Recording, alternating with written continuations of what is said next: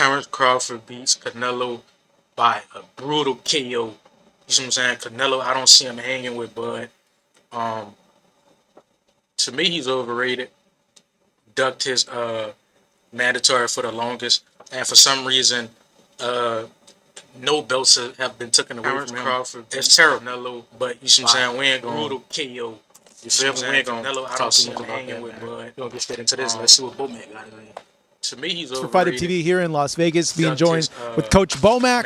Coach, want to get an update on Terence preparing for his 154-pound debut, taking on Israel Madrimov. How is camp?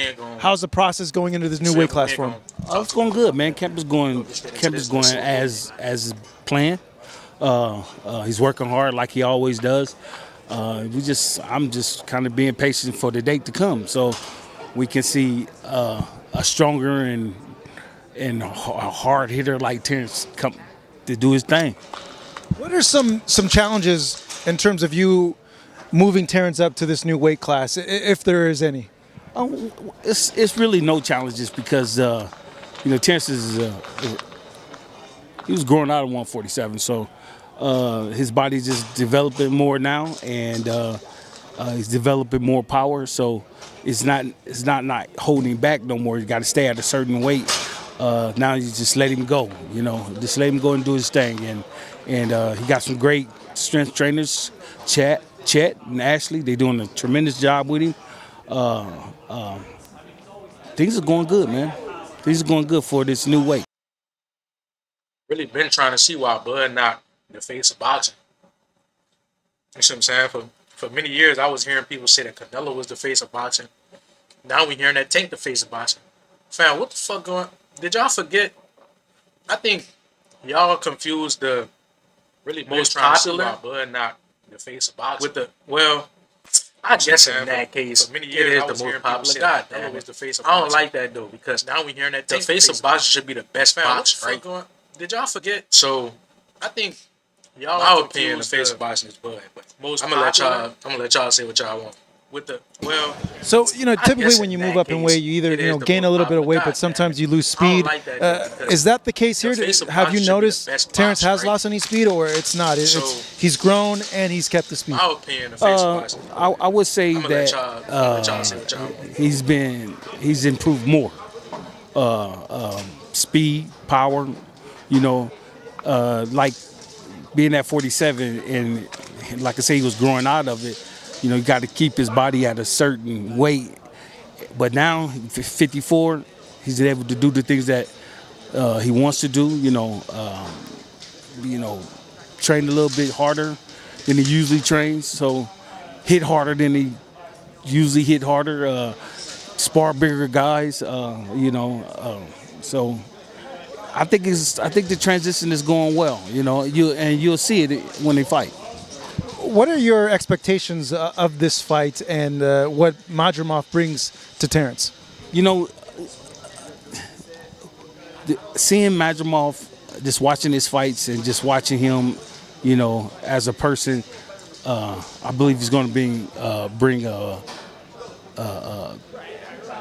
good, better performance out of Terence. Because the kid looks like he's determined, and I know he only got 10 fights, but he got a load of amateur. 10 fights? Insane. Fights, and he's been fighting some great guys in a professional level, and he's champion. So he brings a lot to the table for Terence to work with. 10 fights. And I'm excited to see it. Who all got the belts in 154? Insane. Madrimov. Who else? I really don't know. When you break him down, how would you rate Madrimov as a fighter in comparison, to the other fighters Terence has fought in his career? I look at him like what's that guy's name Terence fought? Mean Machine. Mean Machine. I look at him like that. Mean Machine was rough, man. That dude was tough as shit. He had a good chin on him, but once Bud turned it up, he went in there and got the job done. So I look at Madrimov like that. That determined style, big, good chin, just ready to fight you blow for blow. And and I think that's what Madrimov is going to bring to the table. Minus the knockdown, right? You guys don't want that happening. You want it smooth. What knockdown? Wasn't there a knockdown in the elimination fight? So you just the interview. No, I did. I could have. No. I'm confusing it, isn't it? Well, no, I'm done with the interview. Nah. You knew damn well it wasn't no damn knockdown. That's why they counted it. I'm not saying if they should have counted it or not, but it was counted officially, no? Feel motivated to finish this interview. No, it wasn't no damn knockdown, man. But nothing even close to that you want remotely happening in this. But Eddie Hearn has said like he feels that this is the toughest fight Terence is going to have in his career, and that a lot of people are writing off Madrimov just because they don't know who he is. Eddie's just being a promoter. Yeah. That's all he's doing is just being a promoter. So yeah, just hyping him up, and he's trying to get people to look at Madrimov. That's his guy, but he knows what's. Man, Madrimov about to get flatlined, fool. Y'all seen? I was just on my phone. I just watched Madrimov's last fight. Fool, he's lunging. Fool, tanking 135 to beat him at 154. For real. Y'all seen? I was on my phone. I just watched. You know, the world knows. Madrimov's last fight. Given you're saying he's punching harder, he's looking good, he's going into the weight, I would imagine the expectation is to get a spectacular finish in this fight to get a knockout, right? Well, like I always say, we train for 15 rounds. If there's knockouts there, you know, definitely he's going to go for it. Like you said before, if I smell blood, I'm going for it. So that's been his model for the last 12 fights, and I don't see nothing different. He's undisputed at 140 pounds, undisputed at 147 pounds, is undisputed at 154 pounds. Have you guys discussed that as a goal for this weight? Not really. You know, we're just taking one fight at a time. Whatever is going to be beneficial to him and his legacy and his pocket. So that's how I believe he's looking at it, because you know, he's big on his legacy. You know, he want to be considered the best boxer to ever lace up a pair of gloves. And right now, he's doing the things that to be called that. So that's how he's looking at it. Shit, if he undisputed at 54, that's a pretty big case for the goals and the aspirations that he has. Yeah, but you know, Buzz getting older. You know, you can't run from Father Time, and he's a smart man. So, you know, if that conversation never came up and it was, you know, beneficial to him, so I'm sure he'll think about it. You know, you guys had such a dominant performance against Errol. He has this fight coming up with Sebastian Fundora. He's mentioned, hey, if he's successful, he would like to have the rematch. Do you foresee it at all happening? If he wanted the rematch, he would have took it at 47. I don't want to hear that. He's just going and do his fight and do what he needs to do to finish out his career. That's how I look at it. With this move also for Terence, he's getting bigger, he's sparring bigger guys. Is this kind of like a process to get to a Canelo fight so that the weight difference isn't so much the night of the fight? I mean, y'all can look at it like that, but always been sparring bigger guys. I remember one time he sparred Brian Jennings. Yeah, he sure did. What happened? You're laughing. Yeah. Something good happened, right? That was a good sparring session. You know, Buzz, he's slippery. Like Coach Ray always say, swim without getting wet. That pay homage to a brother not seen right there. But another good one, he would always say, you don't got to dance the boogie.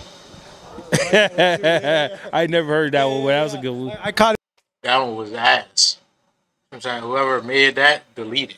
Take that off the internet. That shit was ass. He should have edited that part out of the video for real. Him saying that in the corner one time also as well. That's a good one. That was a good one, yeah. I'm saying whoever made that, delete it. Take that off the internet. Have you gotten indications from Mr. Al Sheikh that fight could happen next year around February, and you guys kind of gearing up for around that date to face a Canelo Alvarez? Well, I think it's just one fight at a time right now. So the fight that's in front of Bud, that's what he's concentrating on. You know, Bud ain't never looked past opponent. You know, he don't never take opponent lightly. So right now his mind is just focused on Madrimov, because this dude is dangerous. He's real dangerous. So that's where it's. Cut the bullshit. Madrimov about to get killed. focus at. And as far as Ala Sheik or whatever his name is, I never talked to him. Never. I think I only seen him one time, so I can't tell you nothing about what his thought process is. Well, let me get your thought process on Canelo as a fighter and how you would break him down. I know Terence is focused on this fight with Madrimov, but you as a trainer, when you see him, how vulnerable is he for someone who has the skills and the style of Terence? What the fuck did you just say? I just look at Canelo like he can be beat. He's been beat before, so what the he fuck definitely got the tools to beat him. That's how I just look at it. As far as breaking him down, once that fight come on the radar or on the table, then I'll start studying it a little bit more about his style and how to break him down. But right now, my mind is focused on his dangerous Madrimov. You know, can't slip up with that guy. You definitely can't slip up with him. My last one on just Canelo in specific, because this is just like the curiosity in me kind of peeking in my brain. When you say the tools, you know, is there tools that Canelo has that can counter the tools that Terence has? I mean, that's in any fight, but can he do it? We don't know. We're not in there yet, but I know Bud has the tools to beat him. So that's the most important thing to me. For a trainer or a fighter that's in there and you're doing what you're supposed to do and it's not working, you got to adapt to the situation. You got to adapt to the fight. You know, making changes on the fly. And Bud's good for that. So that's how I look at it. How crazy? Now, I don't want to say crazy because you believe he's going to win, but it seems crazy to like people looking on the outside that a guy that has gone, believe he started his career at 35, right, Terence? Ends at 68 in a Canelo fight and moving from 47, 54, and then ends up fighting Canelo at a 68, and then he pulls off the win. That seems just freaking like, what the, like, that's crazy. I know crazy. Bro, the interview, he's everywhere. He's everywhere. He's not outside of the realm of what Bud can do, but like, I guess as an outsider looking at it, you think like, what the heck? He's everywhere. I mean, Bud got it in him. He has it in him. If it plays out like that, and that's if he wanted to play out like that, that just tell you that he believes in himself. You know what I'm saying? So I can see him doing it. You know, is it a challenge for him? Yeah, of course. It's a challenge for the whole team. Yeah, of course. And that's something that we in the business for, being great. So. And if you guys win the undisputed titles at 68, I mean, we all can retire from that after that. You know what I'm saying? We can retire after that, and we just sit back and do what you're doing. Probably do a better job. I'm kind of. Hey man, we're gonna catch y'all.